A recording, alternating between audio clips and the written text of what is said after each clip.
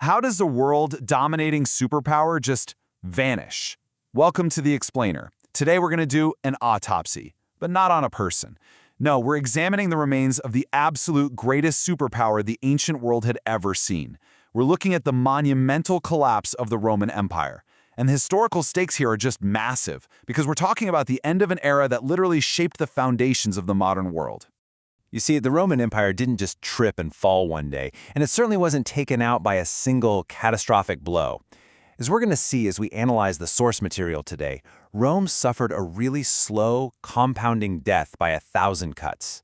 It was this gradual unraveling of systems, an escalating series of errors, and an eventual, unavoidable collapse under its own colossal weight.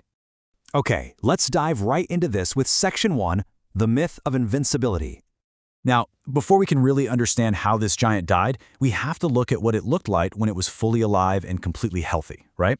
We have to examine this myth of Roman invincibility, because for centuries, Rome ruled much of the known world with unmatched power.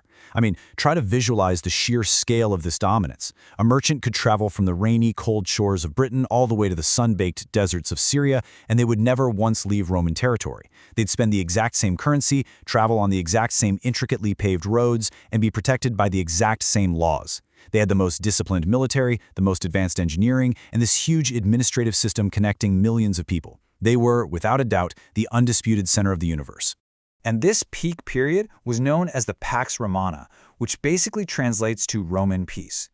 This was Rome's golden age. For over 200 years, the empire experienced this unprecedented stability, huge economic prosperity, and immense power across the known world. And understanding this baseline of health is absolutely critical, because it shows us exactly how high up the empire was before the floor finally gave out. They were so utterly dominant that the very idea of Rome falling was just completely unimaginable to the people living inside it.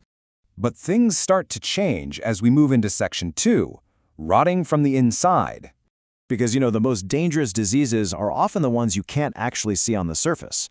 Long before the borders were ever breached, this invisible disease crept right into the heart of the empire. Internal chaos. Instead of the stable succession of really competent leaders they enjoyed during the Golden Age, Rome descended into endemic political chaos. We're talking about a period where the throne basically became a deadly game of musical chairs. Emperors were frequently assassinated by their own bodyguards, literally. In one notoriously chaotic year, the military actually auctioned off the title of emperor to the highest bidder. Political corruption just became the absolute norm. And this series of catastrophic leadership mistakes created a deep, deep rot at the highest levels of power, completely paralyzing their ability to make any good long-term decisions. And here is where we really see the narrative of a compounding error. Because while the politicians were literally stabbing each other in the back, the economy was in total freefall. Rampant inflation and a fundamentally weakened economy completely took hold. Imagine living through this, right? The government is desperate to pay its massive armies and fund their political games, so they start mixing cheaper metals into their silver coins. Suddenly, the money in your pocket rapidly loses value. Prices skyrocket overnight. Trade just stalls. So now you have an empire suffering a catastrophic economic crisis at the exact same moment they're suffering from deep political chaos. Which brings us to Section 3, the military breaking point. Now, what's really interesting here is how, with the internal organs of the state failing, the physical structure of the empire began to crack. Tragically and kind of ironically, Rome's greatest strength, its immense size, became its fatal military weakness. Step 1 was the relentless overexpansion of their borders. They just kept growing and growing, which led to Step 2, a crushing strain on military forces. I mean, it takes an astronomical number of soldiers and a ton of money to guard thousands of miles of frontier stretching across rivers, mountains, and dense forests. And finally, Step 3, an increasing inability to actually defend those vast frontiers. The military was stretched entirely too thin, they were severely underpaid due to that extreme inflation we just talked about, and mismanaged by corrupt politicians. The Roman shield was officially cracking. And that perfectly sets up Section 4, barbarians at the gates. Because when there's blood in the water, the predators start circling. The weakened giant was about to be struck by some fierce external threats. The pressure on the borders mounted so rapidly. Desperate, migrating tribes looking for land and wealth pushed hard against that cracking shield. And then the breaches happened. The Visigoths attacked, the Vandals struck, and then the totally unthinkable reality set in, the devastating sack of Rome. In 410 AD, the Visigoths breached the walls of the Eternal City itself. Just imagine the sheer panic.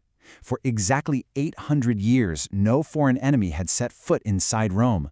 Citizens watched in absolute horror as their invincible city was looted and burned to the ground. Moving right along to Section 5, the empire splits and falls. With the capital literally burning, the structural integrity of the empire fractured completely. In an attempt to make this massive territory easier to manage, it had actually been divided into two halves, but their fates ended up being entirely different. The Western Roman Empire was failing, under constant attack, and actively collapsing under the weight of those compounding errors we've been discussing. But look over at the Eastern Roman Empire. It was wealthy, it was stable, and it was surviving. That division actually sealed the West's fate for good. The rich, prosperous East essentially walled themselves off, leaving the poorer, chaotic West to face the absolute brunt of the barbarian invasions completely alone. So you can see the dramatic acceleration of Rome's demise happened in these distinct, compounding stages. We start with centuries of the Pax Romana Golden Age. That eventually transitions into decades of creeping internal rot, corruption, and massive inflation, which then rapidly accelerates into mere years of panicked barbarian invasions.